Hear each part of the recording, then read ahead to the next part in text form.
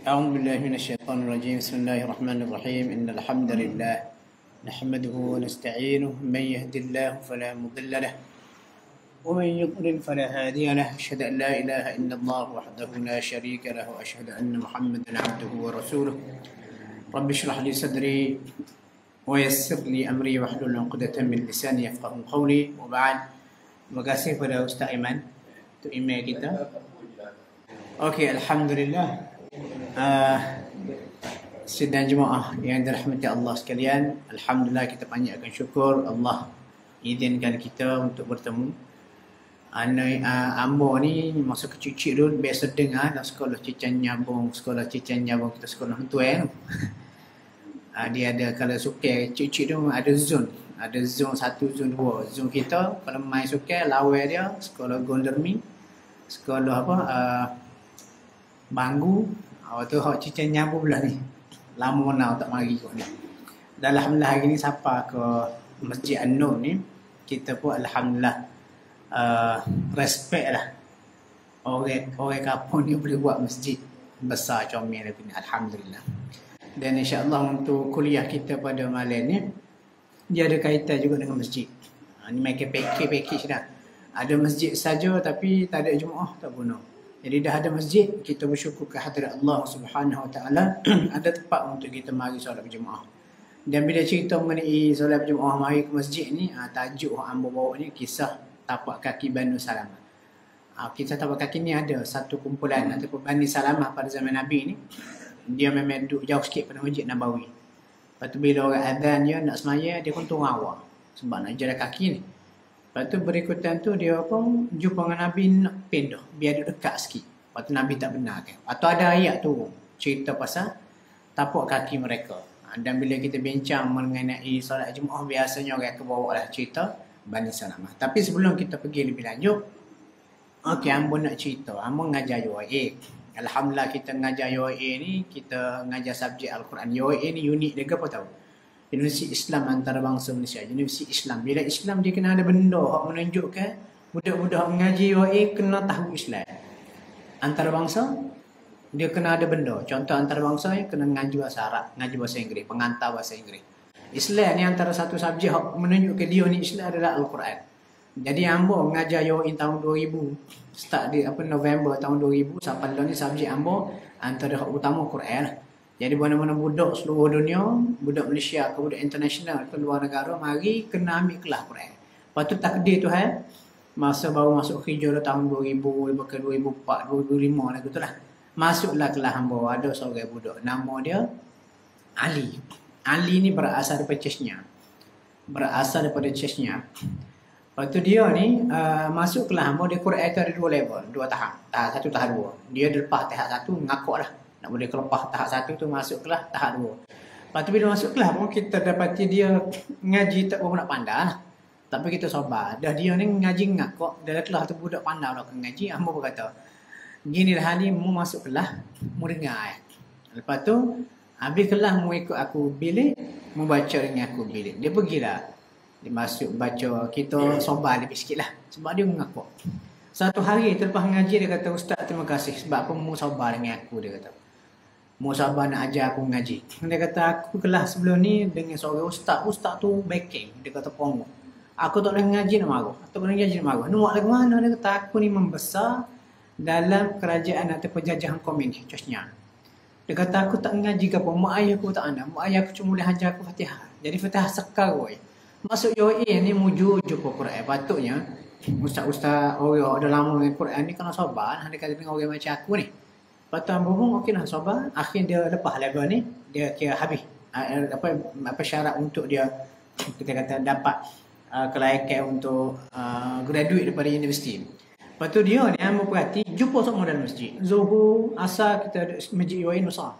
Jumpa semua. Lepas tu rajin lah. Lepas tu tanya dia, rajin mu kata mari jemaah. Dia kata ustaz, dia kata aku ni macam umpama kita kata terlepas masuk dalam syurga. Dia kata di tempat kami ustaz masa tengah panas, dia kata Chechnya ni Rusia dengan Chechnya duk perang. Nak semaya ustaz semaya jemaah, dia kata semaya jemaah pun kalau dilihat semaya jemaah kena tembak tu kata tentera Rusia. Jadi dia kata orang Malaysia ni tak bersyukur. Orang Malaysia tak bersyukur, bersepoh masjid tapi tak pergi semaya. Jadi bila dia dapat peluang, dia kemaruk semua-semua. Ali, lepas tu banyak lagi cerita-cerita dia kena katok ke polis Rusia 2 kali, siapa buah pinggan belok, dia cerita macam-macam. Dia masa dia semasa tu 3 orang budak Rusia, budak Chechnya. Nama Ali, hak kedua Solsa. Solsa ni macam liar sikit. Masa dia macam muka Eropah, dia boyo di KL.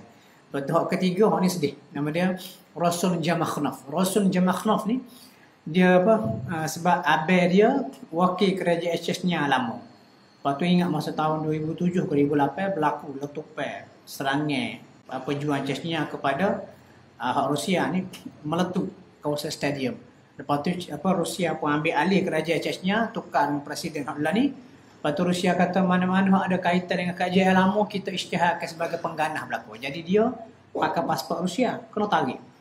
Lepas tu sudahnya sebenarnya cerita dia tak ada negara. Waktu nama Rasul Jamakhdaf. Umur dekat 50 dah. 50 tahun. Duduk di Malaysia, duduk di KL, dia pakai kad UNHCR, pelarian politik. Jadi dia kata ni je, dia kira mengesahkan kewujudan aku di dunia ni. Nak cerita yang tragik lah. Lepas tu macam Ali tadi, nampak sangat dia kemaruk semuanya jemaah. Okey, kisah kedua. Ni dalam gambar dia 2 orang. Luqman yang pakai baju biru tinggi. Dia ni budak Selayar lah. Dia ni sebelum pergi Korea, dia sambung ngaji Korea. Sekolah menengah biasa tapi ambil aliran agama, aliran bahasa Arab. Sebelum pergi Korea, dia memang jari nak nampak di surau. Lepas pergi Korea 2 tahun, balik 5 waktu di surau. Lepas tu tanya, gua ano meh? Lama kena tak jenap, dia kata ustaz, insah. Pergi Korea insah berapa nak semaya Jumaat? Dia kata saya kena travel nak ambil bah 200 km baru jumpa masjid boleh sembahyang Jumaat. Waktu dah lama-lama dia kata kami pelajar-pelajar kat universiti tu rasa macam susah sangat nak travel ni. Nak sembahyang Jumaat tak cukup 40 orang ikut mazhab Syafi'i. Sebelum pergi tambah banyak dah gini meh. Ambil buku ni, beli buku ni baca. Tajuk buku tu Fiqh Luar Negara. Fiqh Luar Negara penulis siapa tu? Bekas Menteri Pendidikan kata Mazli Malik. Dr. Mazli Malik tu ustaz tu. Amo dia sign dengan dia lah. Itu ustaz, bukan orang biasa. Jadi dia pun guna buku Mazli Malik tu. Pasal dia kata kita berkumpul pelajar-pelajar di universiti untuk sembahyang Jumaat. Bila kumpul cukuplah jumlah 12 orang berdasarkan sebuah riwayat lah. Lepas tu tak ada nak jadi khatib, tak ada nak jadi imam. Lepas tu dia kata ustaz, saya hok paling ju. Hok penuh sekolah, boleh ngaji betul sikit. Dia pun jadi imam. Jadi khatib. Balik Malaysia dia jadi macam pemalu mata. Kemaruk dia. Berjemaah tak tinggal. Okey, ketiga hak pakai hak kanan sekali tu. Kanan sekali nama Dzulqarnain Hasan Basri. Dia ni istimewa sebab apa dia ni Jepun. Dia duduk Jepun. Lah ni dia pendakwah Malaysia hak paling aktif di Jepun. Ni boleh buat tajuk lain ni. Tajuk untuk merah Jepun. Sebab hamba dengar dia duduk Jepun, nak jadi ke cerita ada rezeki pergi sekali ke Jepun. Jumpa dengan dia. Dia ni engineer, budak Perak. Nikah dengan orang Jepun, belajar Jepun, nikah dengan orang Jepun. Lepas tu masa hamba pergi tu, dia ambil cuti lah. Dia kata ustaz, dia sembahyang Jumaat berapa kali setahun. Sebab tempat dia tak ada masjid. Usah ke sembahyang berjemaah. Sembahyang Jumaat apa tidak. Lepas tu dia ni dia berdakwah di Masjid Kobe. Masjid Kobe ni istimewa masjid tertua di Jepun. Ramai orang Jepun pergi nawak. Maksud tu dia berdakwah. Ajak kepada Islam. Lepas tu dia guna Quran. Lepas tu lama-lama ramai masuk Islam. Lepas tu dia berhenti kerja, dia beli bangunan dekat Osaka. Bangunan tu harga asalnya 1.5 juta. Hamba pergi kali pertama, jumpa dia, tengok dakwah dia. Hamba pergi kali kedua dengan sains-sains. Tengok dakwah dia lagi, balik, kita pun tubuh NGO. Fajar Iman Matahari Terbit. Lepas tu pergi kali ketiga, dia berhenti kerja dah. Pergi kali ketiga kita bawa Dr. Abdul Basit. Pondok Sungai. Bawa Dr. Basit. Lepas tu dia kata, ustaz, Dr. Basit, dia kata saya dah berhenti kerja. Dia bawa pergi, dia kata tunjuk bangunan. Bangunan ni hak kita nak beli. Mereka cerita 2019 masa balik bulan puasa Ramadan tu, kita buat camping habis-habisnya, alhamdulillah dapat 4 juta beli bangunan. Dan bangunan tu daripada tahun 2020 dah bertapak. Dah sampai lah ni 72 orang dah masuk Islam. 72 orang masuk Islam. Lepas tu bila bangunan tu dah siap, situ je dah tempat solat berjemaah. Dan bila ada tempat tu solat berjemaah, memang nampak tiap kali solat jemaah adalah Muslim Indonesia atau Pakistan. Orang duduk kawasan sekeliling yang payah nak cari masjid ni, suka pergi semayang jemaah situ. Nak cerita kita orang Islam ni kita memang terikat dengan masjid dan terikat dengan solat Jumaat. Itu introduction dia. Kita alhamdulillah tak payah travel sampai 200 km. Tak payah tunggu cuti, 4 kali cuti public holiday hari Jumaat baru boleh sembahyang Jumaat. Kita ni ngesok sikit siapa dah ke masjid ke balasok.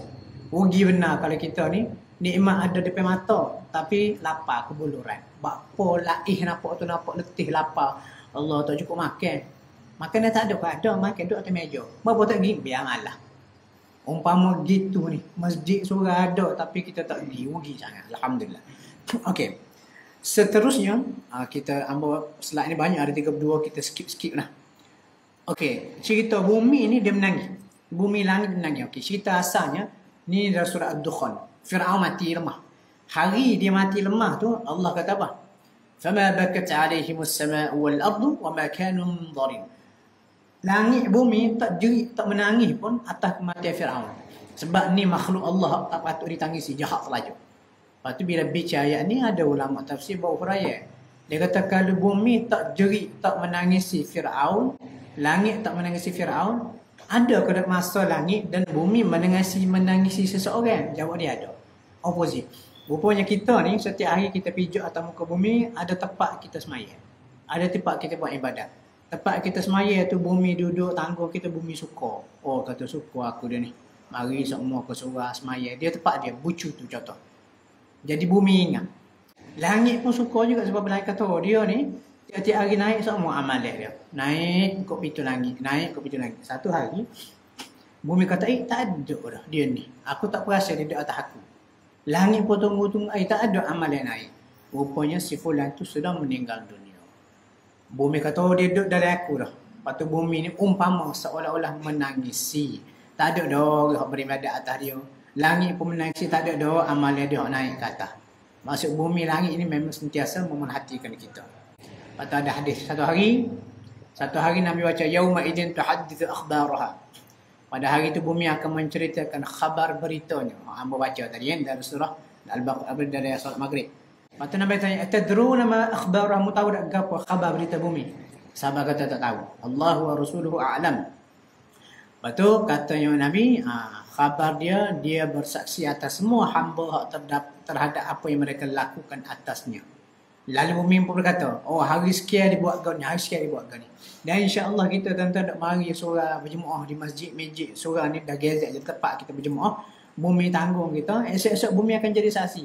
Dia kata, ya Allah, si fulan tu memang kuat semayang berjemaah. Mari semua ke Masjid An-Nur. Aku ingat mata duduk situ, mata duduk sini, mata duduk sini. Sebab tu tuan-tuan, antara sunnahnya kalau semayang sunat, semayang di rumah. Tapi kalau kita takut semayang di rumah, sunat ba'diyah ni kita duduk galik, kita tak semayang surah, balasah.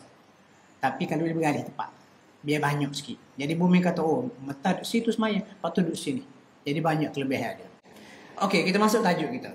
Tajuk kita, Banu Salamah ni, dia rumah dia jauh sikit pada Masjid Nabawi. Lepas tu bila adhan, kalau agak-agak baru adhan baru tubik, dia siapa tak ada nak dia kata takbirkan dengan Nabi. Dia pun mengadukan Nabi Rasulullah, dia kata nak pindah biar boleh duduk dekat sikit dengan masjid. Lepas tu Nabi kata tak payahlah, mu tubik awal sikit, dan pahala boleh tulis. Berikutan itu turun ayat ni. Kita baca surah Yasin tu. Allah kata, inna nahnu nuhyil mauta, kami hak hidup orang mati, wa naktubu ma qaddamu wa atharahum, kami juga Allah kata hak tulis, hak mencatat ma qaddamu, apa hak dia kerjakan, apa hak dia buat, wa atharahum, dan juga tapak kaki mereka melangkah pergi ke surga masjid. Masa benda tu berlaku Allah Ta'ala tulis. Jadi ayat ni memang berkait rapat dengan solat jemaah. Waktu tajuk dia sebenarnya malam ni keutamaan solat berjemaah. Tapi kalau buka tahun solat berjemaah, orang kata tahun dah dapat pahala 27. Jadi kita tukar sikit. Apa kita kata kisah tapak kaki Banu Salamah. Orang pun kata, oh nak tahu. Orang pergi. Oh, di samping dengar cerita pasal solat berjemaah, ada lagi benda-benda lain kita boleh dengar. Itu kadang-kadang tajuk ni memainkan peranan untuk menarik orang supaya mari ni. Okey. Kita tengok kewajipan solat berjemaah. Solat berjemaah ni kita ni, mazhab kita ni, mujur mazhab kita solat berjemaah ni sunnah muakkad, sunnah dituntut. Kalau mazhab lain solat berjemaah memang wajib. Dan sebenarnya kalau kita nak buat perbandingan, nas mengatakan solat berjemaah ni wajib kuat lagi. berbanding hak kata solat berjemaah ni sunat muakkad. Dan kelebihan kalau negara-negara ataupun mazhab setengah negara hak ada pergi dengan mazhab, contoh mazhab Hanafi, hak kata semaya berjemaah ni wajib, kelebihan dia apa? Masjid dia penuh. Sebab wajib. Adapun kita ni bila kata sunat muakkad, tak apa, sunat je. Jadi kita pun macam tak berapa nak utamakan solat berjemaah. Jadi malam ni kita nak akad sikit kesedaran supaya kita tahu solat berjemaah ni walaupun kita di Malaysia pakai mazhab Syafi'i sunat muakkad, sunat dituntut, tetapi pahalanya besar. Antara contoh tengok ayat ni. Ayat ni tu dan dicerita pasal solatul khauf, solat ketika takut, solat ketika perang.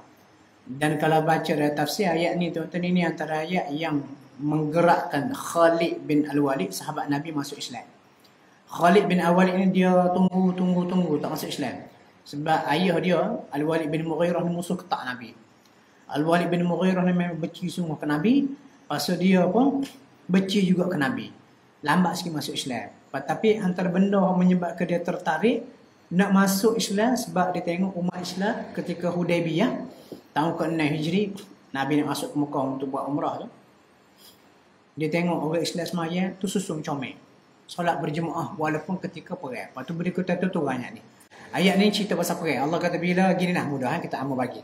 Kalau kita dalam seorang ni ada dalam 40 orang. Nak semaya masuk waktu, nak semaya Jumaat, musuh duduk depan. Kalau kita semaya ramai-ramai, tangan kita rukuk sujud masa tu musuh serbu.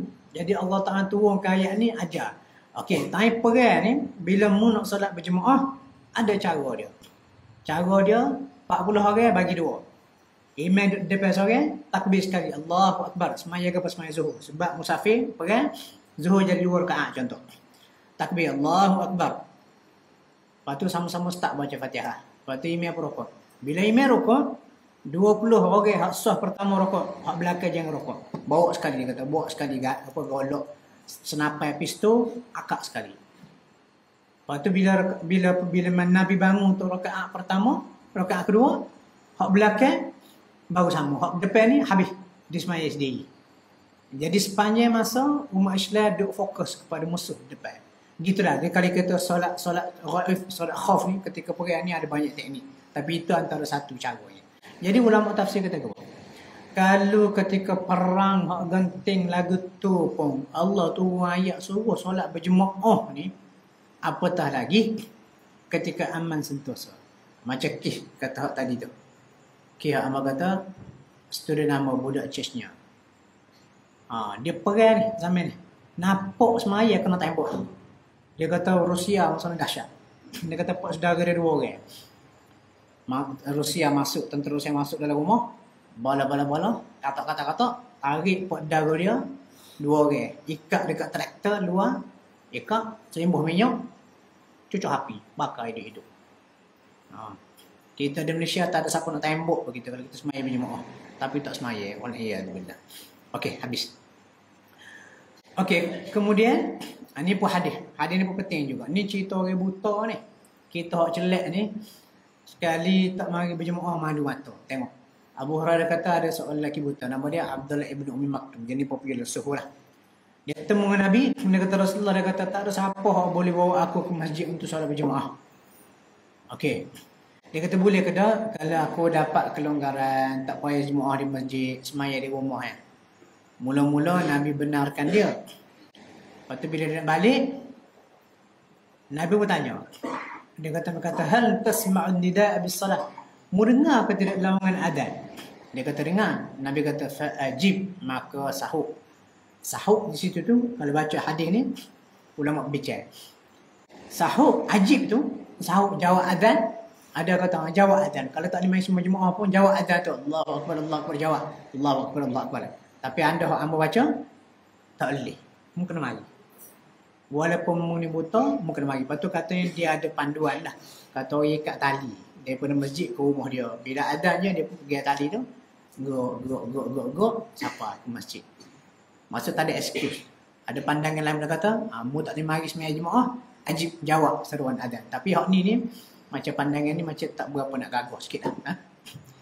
Tak ada alasan. Ini satu kes. Ini kes kedua.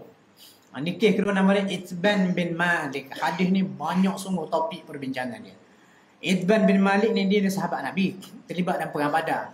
Lepas tu bila makin meningkat usia, mata dia jadi rabung, tak nampak. Sebab kali dia ni kencing manis berapa tahun lah.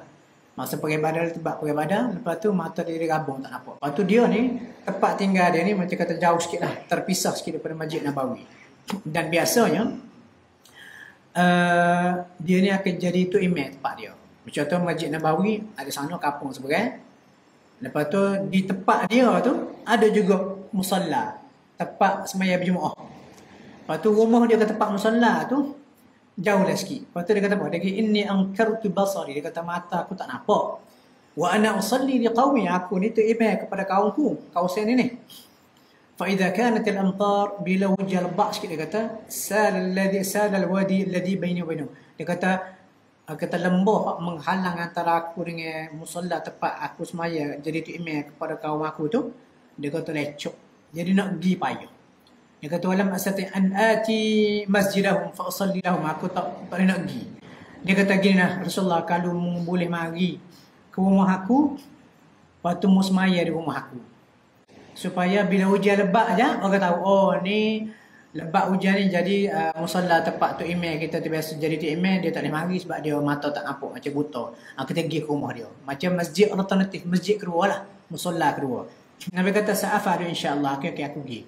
Lepas tu kata Itban, satu hari Nabi Abu Bakar sapa ke rumah dia, Nabi kata mana mu nak suruh apa semayang. Lepas tu dia kata okey sini, ditunjuk Nabi pun masuk majlis semayang. Masuk Nabi macam Nabi pergi merasmikan musalla kedua. Nabi pergi merasmikan musalla kedua untuk si buta ni. Jadi lepas ni kalau hujan lebat sikit, orang tahu hujan lebat ni tok imam kita tak gerak, tak nak pergi tu sebab tak nampak. Pergi ke rumah dia semayang. Nak cerita ke apa?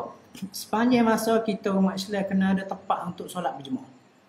Kalau surah balasan ni atau masjid ni dah digazet ataupun dipersetujui oleh semua masyarakat sempat ni untuk ni tempat berjemaah, mari sini. Usahakan kita hak buta pun Nabi suruh pergi. Cuma hadis ni tuan-tuan kalau bincang OKU OKU. Lepas tu tuan cerita pasal OKU orang kelainan upaya ni ataupun orang kurang upaya ni, masyarakat umat Islam di Malaysia ni lah ni baru ada kesedaran. Kita kalau boleh kita kena cara kepada OKU. Sebab law ni duk nampak, law ni kan duk nampak Islam ni macam tak berapa cara ke OKU. Nampak orang barat lebih cara ke OKU. Contoh, ambo di UAE pun ada terlibat dengan apa? Dipanggil DSU, Disability Unit OKU. Lepas tu antara benda hak kata diperjuangkan ada seorang profesor, Profesor Rosita. Dia ni cacat. Dia lahir-lahir tu kena polio, kaki tak nak jalan. Dia memang daripada muda waktu lah ni umur 60 lebih, dia atas kursi roda. Dia ketua jabatan unit OKU ni. Dia kata usahakan nak pergi jauh. Dari UAE pun 2-3 tahun ke belakang ni baru ada kesedaran nak bantu OKU. Nak cerita dia. Dan amu banyak terlibat dengan dia, program-program, dan kita baca ni. Masuk dalam hadis ni, kalau kita tengok, Nabi memang beri kemudahan kepada OKU. Bila OKU kata, Rasulullah aku tak boleh nak pergi, mu boleh mari dah? Okey aku pergi. Maksud Nabi pergi cara. Nabi layak kandak dia. Sebab dia ni pula bukan cara-cara, dia ni tu imam. Orang ada jawatan. Lepas tu, tuan-tuan kalau tuan-tuan berani baca lah, ada sebuah buku. Buku ni, hak tulis dia ni budak Kelantan tapi duduk Kuala Lumpur, membesar di Kuala Lumpur. Umur dia 50 lebih. Nama dia Rosli Ibrahim. Dia ni buta. Mata dia buta tapi kuat baca. Macam mana? Dia mata dia buta tapi ada sikit boleh nampak. Sikit. Kalau sikit boleh nampak tu, dia baca gitu. Dia baca sehari 4-5 jam. Tak pandai dengan buta. Lepas tu dia tulis buku. Buku dia tu, hamba baca. Tajuk dia Masyarakat Cantik. Enigma Penyisihan OKU. Misteri penyisihan kata pengabaian OKU. Berapa masyarakat cantik tu, dia nyindir. Dia nyindir apa, hak tak cacat di Malaysia macam kita ni. Masyarakat cantik tu dia ambil petikan cerita Piramli. Piramli kalau tengok cerita Sumpah Orang Minyak. Sebelum dia jadi orang minyak tu dia bokok tu tak? Bokok. Lepas tu dia pun jumpa dengan rebunian tu, mandi jadi sihat. Itu cerita Sumpah Orang Minyak. Tapi masa dia tengah cacat tu, orang kampung tu buat cacat ke dia. Seksa dia, katok dia. Lepas tu orang kampung tu apa, bakar rumah dia. Lepas tu dia terpaksa melari. Lari dia pun pergi berlindung di rumah saing dia, jiran dia. Pak Selamat. Bang Selamat. Lepas tu dia kata kepada dia, kata, Bang Selamat, penduduk kampung ini memandangku hina. Lepas tu dia kata, besok aku akan meninggalkan masyarakat cantik di kampung ini. Dia buat nganyok ni, comel-comel belakang aku hina. Aku akan meninggalkan mereka. Jadi pengarah buku tu, nama Rosli Ibrahim tu, orang Kelantan tu, dia ambil cerita tu jenis ni. Lepas tu bila baca buku tu tuan-tuan, buka mata kita. Betapa kita ni memang buat lulu, buat tak cara kepada OKU. Hak paling teruk dalam buku tu dikritik siapa? Ustaz-ustaz. Lepas tu bila membaca kata, seru. Seru memang pedih. Lepas tu dia nyindir kajian Kelantan tu. Dia kata orang buta ni boleh jatuh lokal. Tapi ada ahli politik di Kelantan kata apa nak tutup lokal-lokal tu bukan aurat. Dia sebut dah tu. Lepas tu buku ni lepas hamba baca, hamba kata buku ni kena siapa kau orang agama hak paling atas. Lepas tu ada lah anak murid, dia apa classmate dengan Menteri Agama baru ni, Datuk Naim. Hamba beli buku tu, hamba tanya murid, boleh tak tolong buku ni biar siapa kau Datuk Naim, Menteri Agama. Sebab konten buku ni sangat berkesan untuk menegur orang agama. Supaya cakna kepada OKU. Lepas tu alhamdulillah buku tu siapa. Tak tahu dibaca ke tak lah. Tapi nak cerita, balik pada hadis ni, Nabi accommodate, Nabi pergi cara ke OKU.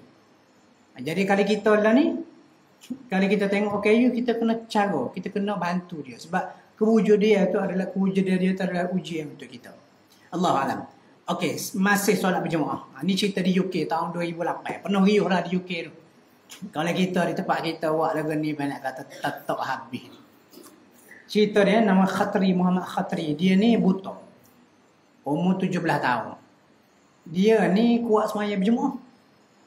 Biasa orang piping dia pergi semaya jemaah. Lepas tu orang tak nak piping, tak ada orang ada hijau. Dia beli anjing. Dia beli seekor anjing. Anjing ni memang dilatih. Boleh dilatih untuk pergi ke tempat kita nak pergi. Antara tempat dia pergi ni, si Muhammad Khatri ni memang dia kuat. Dia kuat solat berjemaah. Lepas tu dah tak ada orang nak bawa dia, dia beli anjing. Lepas tu dia latih anjing ni lalu jalan pergi semaya jemaah. Lepas tu bila pergi nak semaya jemaah ke masjid, kalau kita lah anjing ni tambak luar nak masuk semaya jemaah. Tempat kita macam kanja je kot. Tapi dia nak semaya jemaah. Budak buta nak semaya jemaah. Lepas tu anjing jangan boleh bawa dia. Akhirnya pihak masjid ni kata ni cerita di UK ni, riuh lah sementara zaman tu. Akhirnya pihak masjid terpaksa menerima dia dengan anjing ni. Jadi cuma pihak masjid ni buat kan tak ada. Siapa aja dekat pagar masjid. Lepas tu macam kata Tok Bila masjid, Tok Bik. Okey, piping dia, anjing itu buah dalam sangkar. Lepas tu kita kata ni, kalau tak silap ambon ni, dia mazhab Hanafi. Longgar sikit anjing. Kalau kita lain lah. Cuma nak cerita bukan suruh bawa anjing.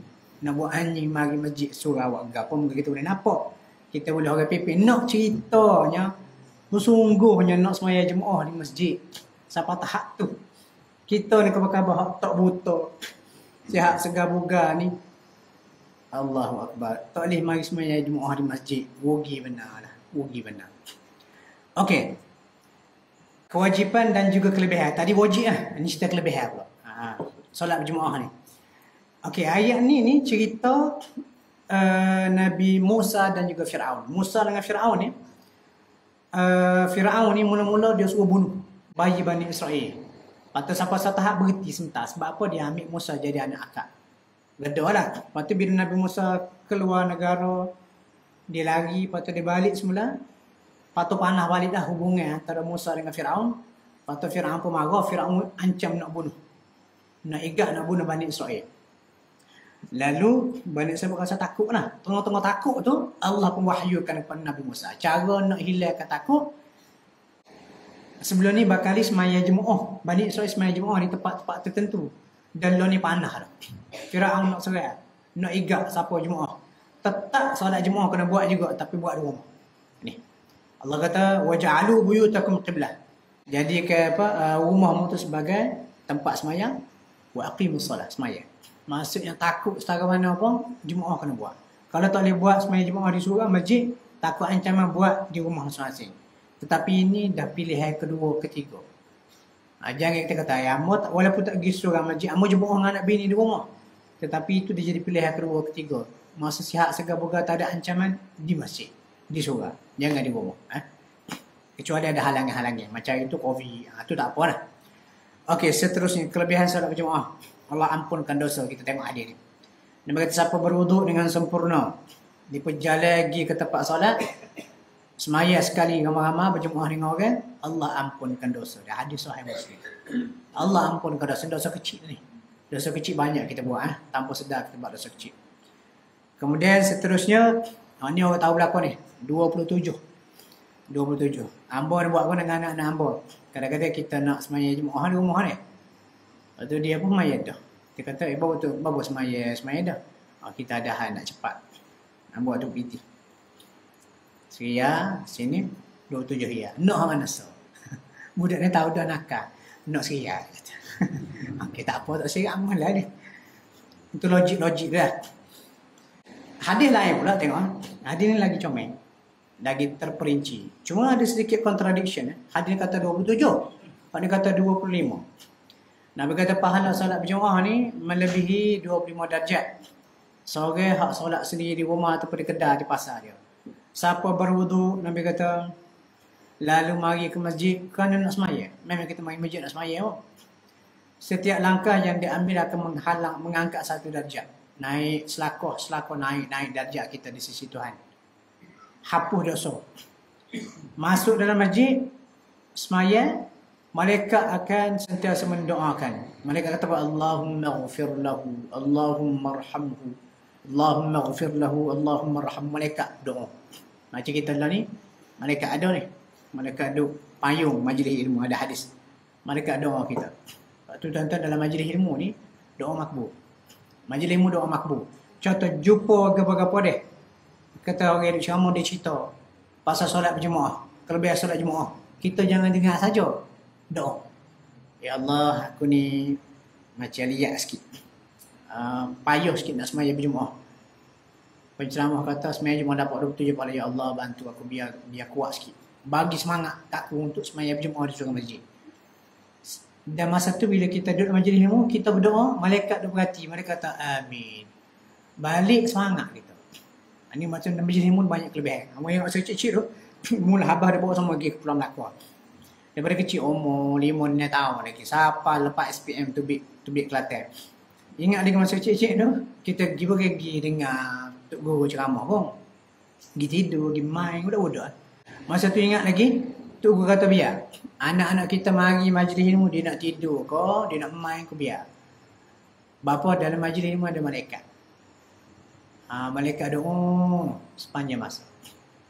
Okey, tengok Malaikat doa Allahumma ghafir. Selagi mana dia tidak berhadas. Malam yuhdith fihi. Yuhdith ada yang kata berhadas, masih batal wuduk itulah. Ada pula kata yuhdith, buat benda-benda maksiat dan sebagainya. Maksudnya 25. Orang pun tanya, macam mana Ustaz? Sahadis kata 25, sahadis kata 27. Nak pakai mana sah? Lepas tu bila Abu cek dalam Qur'an dia kata 25 atau 27 ni dia tengok keadaan solat kita, kualiti solat kita. Kalau kita solat mulai khusyuk, 27. Kalau kurang khusyuk sikit, dia jadi 25. Tapi tak kurang lah. Lepas tu kita nak jenis maya jemaah sama. Kalau kita konsisten semaya jemaah je sama, Allah tak bagi 27. Lepas tu kita semaya mana? Balasah ke? Ataupun semaya jemaah di rumah dengan anak bini ke? Ataupun di masjid-masjid. Dia tengok. Kalau lagi tinggi molek kedudukan dia, lagi tinggi darjat. Tapi nak katanya, walaupun dapat 25, bukan 27. Ataupun dapat 27, bukan 25. Tetap jauh lebih baik berbanding dapat yang pahala semaya sendiri di rumah, tidak berjemaah di surau masjid. Allahuakbar. Okey, habis. Kita masuk pula atas sikit. Nak mari berjemaah ke masjid ni, hebat dah tu. Dah ada kesedaran. Atas sikit. Mari subuh. Hak ni payah. Lepas tu ganjaran untuk berjemaah ni kata lebih tinggi berbanding waktu-waktu biasa. Hebat dah tu 27. Hak ni atas sikit lagi. Lepas tu baru ni riuh di KL okay, buat kempen, ada artis buat solat subuh seperti Jumaat. Ramah semua lah pagi. Alhamdulillah. Lepas tu ada komen macam-macam. Ada komen dia kata apa, pergi berjemaah tu sebab nak upah. Sebab orang ada ambil video buat liputan, nak lah publicity, nak suruh kenal semaya soalan berjumpa. Kita kata gini tuan-tuan, kalau kita tak ada buat benda baik, mulut kita jangan buat jahat. Sepatutnya dia adalah cara-cara dia. Ambo ingat pernah duduk sekali satu majlis dengan Azhar Idrus, Ustaz Azhar Idrus. Masa duduk dengan dia tu, biasalah dia selebriti. Waktu ada budak lagi, nak ambil gambar, dia kata main ambil gambar. Lepas tu dia senyum lah. Apa mak ayah tu pun ambil gambar. Atau mari sore-sore. Ambo duduk situ, ambo nampak rimah lah. Rimah. Nak ambil gambar. Kadang kita ada hal juga. Lepas tu Ustaz Azhar kata apa? Masa tu, dia cuik bisik. Dia kata, entah kalau ada orang minta, dia kena layang. Apa? Dia kata, ni cara nak tarik. Orang mari, suka ke majlis kita, lepas suka lama sikit, kita suruh pergi nada. Tempat lain ngajar lebih dalam. Itu cara dakwah. Aku kata, oh subhanallah. Sama juga. Macam surah Ambo di Selayar. Surah Ambo di Selayar. Mula-mula jemaah tak ramai subuh. Lepas tu kita buat lagu mana? Ambo jadi TMS itu surah tu. Ambo start surah Al-Isra. Habis maya. Habis surah Al-Isra subuh tu. Ambo tak bangun duduk atas kursi. Sebab psikologi orang tempatnya. Kita bangun duduk. Oh ada kuliah subuh. Allah kuliah subuh fokus setengah jam. Allah aku dalam anak kelik ada hak. Orang pun tu cabut. Jadi ambo buat lagu mana? Lepas maya tu. Pusing ke jemaah. Ambo pun pergi kecek. Assalamualaikum. Surah kita baca tadi. Sikit. Okey, pengajaran dia. Tak lama. Pengajaran dia dalam 10 minit. Cerita sikit. Ambo buat hari pertama. Hari kedua. Minggu depan. Orang pun hak jenis lopak laju sangat lepas maya stay. Tak lama lepas tu satu hari ada seorang jemaah dia birthday dia. Dia jamu nasi lemak. Lepas tu minggu berikutnya ada orang lain pula jamu. Akhirnya subuh di surah Ambo dekat Selayar dan dipindah ke Melawati dah. Subuh di surah Selayar tu pagi kita boleh 200 orang. Subuh. Weekend hari Sabtu Ahad. Sebab ada jamu, lepas tu tazkirah tu pula pendek. Lepas tu tazkirah tu pula kita kata mesra pengunjung lah. Bukan kata nak ngepek, nak nyalahkan pengunjung. Lepas tu ada ayah-ayah bawa anak-anak kecil. Jadi jemaah surah apa kata AJK tengok, bagus. Gosok kepala budak tu, duit Maria. Lepas tu dia pun ceritakan sang-sang dia. Lepas tu budak-budak pakat nak ngikut belakang. Mak ayah membawa lah. Lama-lama surah tu main-main penuh. Lama. Sampai ni. Alhamdulillah. Maksud ya, sebaik berjemaah ni, dia kata tak nafi, kena ada juga inisiatif. Inisiatif bukan sekadar segi fizikal, ada segi rohani, kita kata kelebihan pahala, hak tu pun ada juga. Maksudnya, gapo surah tu sedia, hak boleh menarik jemaah dan sebagainya. Okey, tengok. Kelebihan dua solat ni. Solat isyak dengan subuh. Dan solat isyak dan subuh ni petanda mudah pada zaman Nabi nak kenal dia ni munafik ataupun tidak. Sebab orang munafik dia buat nak tunjuk kau orang. Waktu zaman Nabi, Isya subuh ni gelap. Bukan macam lah ni ada lapuk lagu ni tak. Jadi kalau tak pergi semaya masa Isya dengan subuh ni, orang tak perasan. Jadi masa ni dah pokok munafik culah sikit. Jadi nak tahu orang tu munafik ataupun tidak pada zaman Nabi, perhati. Dia ni konsisten ke tidak, subuh dengan Isya berjemaah. Kalau dia ni ada, tak betul. Dia tu bukan orang munafik. Contoh hadis tadi tu. Hadis Itban ni. Hadis tadi. Pak buta tadi. Hadis ni. Hadis ni panjang lagi. Hadis ni panjang lagi. Lepas tu bila habis Nabi semaya, orang pun, lepas tu Itban dia jamu buat makanan sikit. Nabi pun tunggu lah. Masa tengah tunggu tu, orang hadus semaya sekali ramai-ramai dengan Nabi dengan Itban, dia kata apa? Mana Malik bin Dukhshum? Mana Malik bin Dukhshum? Atau ada buah. Oh Malik tu munafik tu. Buat apa orang kata gitu? Aku nampak dia duduk sign dengan set-set munafik. Sama-sama ada dengan set-set munafik.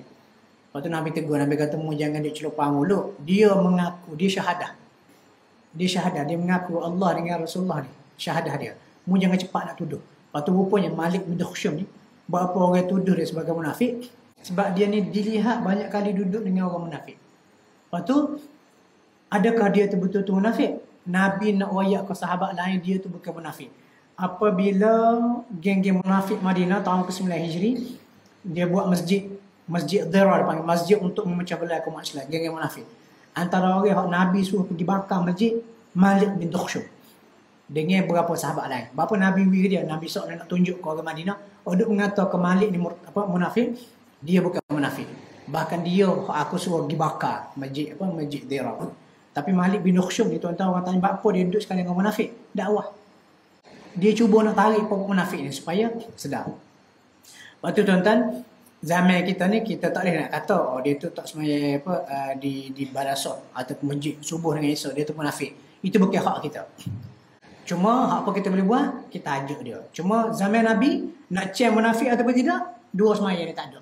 Sebab apa? Dua semaya sangat mencabar, lebih lagi subuh. Hadis ni kata apa? Siapa semaya subuh, isyak berjemaah dapat separuh malam qiyamul lail. Subuh full. Sebab subuh ni payah. Lepas tu subuh ni tuan-tuan sangat istimewa. Sebab apa? Kita baca ayat ni. Ini surah Al-Isra. Allah kata aqimis salata liduluki syams. Semaya ketika gelincir matahari ila ghasaqil lail, sehingga gelap malam. Ghasaq tu wa min syarri ghasiqin idza waqab. Bila gelap malam. Jadi daripada gelincir matahari merujuk kepada zuhur, asar, sampai ke isyak, 4 waktu. Wa Quran al-fajr, dan juga Quran al-fajr, subuh. Kenapa subuh dipanggil Quran al-fajar? Sebab subuh ni sunat baca panjang. Lepas tu Nabi Allah kata inna Quran al-fajr kana mashhuda. Solat subuh ni disaksikan. Disaksikan keistimewaan, kehebatan dia. Sebab apa disaksikan ke apa? Rupanya tuan-tuan, kita ni sepanjang masa ada 4 malaikat.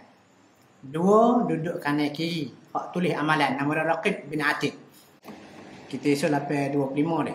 Apa? Berbuti esok insyaAllah. Raqib Atid. Lepas tu depan belakang dipanggil mu'aqibat ayat ni. Surah Ar-Ra'd. Allah kata lahu, bagi manusia tu mu'aqibatun, malaikat yang berganti-ganti. Depan dengan belakang. Lepas tu tua-tua budak duduk tanda jatuh. Tapi tak ceriga, Allah budak ni malaikat jaga, malaikat sambut. Rupanya ya tu, ni nas dia. Kerja malaikat ni depan belakang jaga kita. Tetapi dia jaga berdasarkan arahan Allah lah. Kalau nak ceriga hari tu, dia tak ada buat apa lah, itu ketentuan Allah. Malaikat ni, mu'aqibat ni, depan belakang ni, jika kenapa dia panggil mu'aqibat, berganti-ganti, tukar shift, kita kata tukar jadual. Bila 2 waktu. Tukar jadual 2 waktu, pada waktu asar dan juga subuh. Jadi bila kita duduk di rumah kita, orang azan subuh, kita pergi semaya subuh berjemaah.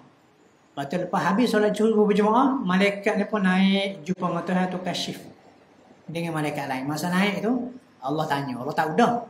Dia tanya, lagu mana mu tinggal hamba aku tadi tu? Lepas tu kata malaikat ni, hak jaga kita, shift dia asar kemari nak tukar subuh ni. Dia kata, kami tinggalkan dia tengah semaya subuh, berjemaah di masjid. Kami mari pun dia semaya ikut berjemaah di masjid. Jadi berikutan itu, solat subuh ni, dalam ayat Allah kata, inna Quran al-fajri kana mashhuda, disaksikan. Malaikat saksi.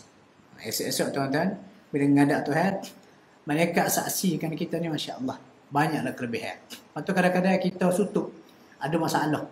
Kabar-kabar terlepas pada masalah. Apa malaikat kena. Lepas tu ada hadis lain, Nabi kata di masjid ni ada tiang seri dia, siapa malaikat. Masuk orang dalam hadis tu sebut, orang yang pergi berjemaah di masjid ni, dia ada saing-saing dalam kalangan malaikat. Bila sakit dia pergi nawak, bila perlu bantuan dia akan tolong. Kadang-kadang benda kita tak nampak. Kita tak nampak. Banyaklah contoh. Ambo pernah masuk ngaji tahfiz itu. Kita budak muda, umur dalam 18, pinjam motor saing. Daripada taman tu nak pergi ke Cokik masa tu. Naik motor gen pakai serban, motor tak ada pion. Siapa tengah-tengah jalan motor mampu, minyak tak ada. Gelek. Cuma nak ayam masuk kami duduk tahfiz hari tu, memang jemaah 5 waktu di masjid, Quran baca banyak semua lah, dia kata mengapa Quran. Lepas tu berhenti, tepi jalan kata jauh lagi, duduk ingat-ingat, depan 3-4 km baru jumpa stesen minyak. Gol toloklah motor dengan saya. Budak muda tengah terpanas ceng. Tengok dah tolak kata apa? Dah nak mana? Kabar-kabar lori berhenti. Lori berhenti muka Cina. Macam serani sikit. Ada apa ni? Kata motor tali minyak. Okey, jom. Dia pun tolong akak motor tu letak atas lori belakang. Motor dia pergi straight. Sampai dekat pump station. Buat turun. Kita tak ada tanya nama. Salah, tu pergi. Kita berkata, macam tu. Kita kata, Masya Allah. Kita tak tahu siapa tolong. Sebab apa Allah Ta'ala hantar bantuan. Tu benda kecil. Mungkin orang mari tadi malaikat. Mungkin orang. Orang pula bapa khabar-khabar dia segera nak berhenti. Kalau tengok, dia tu Cina, Serani. Mungkin bukan beragama Islam, tapi dia tengok budak pakai serban. Budak Islam. Tetapi kadang-kadang rasa tergerak hati tu mungkin kerana bantuan Allah dan juga para malaikat. Jadi kalau kita jenis lekak semaya berjemaah di masjid ni, malaikat ada sekali, malaikat kenal. Lepas tu tuan bila bincang bab malaikat ni boleh buat topik lain. Topik beriman dengan para malaikat. Lepas tu hamba mesti akan anak murid di OA. Kata, awak esok-esok habis ngaji agama ni jadi ustaz. Kena beringat, jangan duk sedak sangat nguduh orang dalam ceramah. Jangan duk celupa sangat mulut, duk nyapung. Buat apa kita kata gora-gora benda-benda lucu dalam masjid surah. Jangan duk sedak sangat bawa hadiah palsu. Bapa dalam majlis ilmu kita tak ada malaikat. Malaikat gini pala ish dia ni mulut huduh. Jadi tak comel. Jadi kalau boleh biar ada rasa malu kepada malaikat. Okey, tuan-tuan, solat subuh berjemaah ni hebat dah. Waktu subuh tu hebat lagi, tengok hadis ni. Ada ni cerita dia Sakhar Al-Ghamidi. Dia kata dia perasan, dia kata Nabi ni memang doa, ada doa khusus.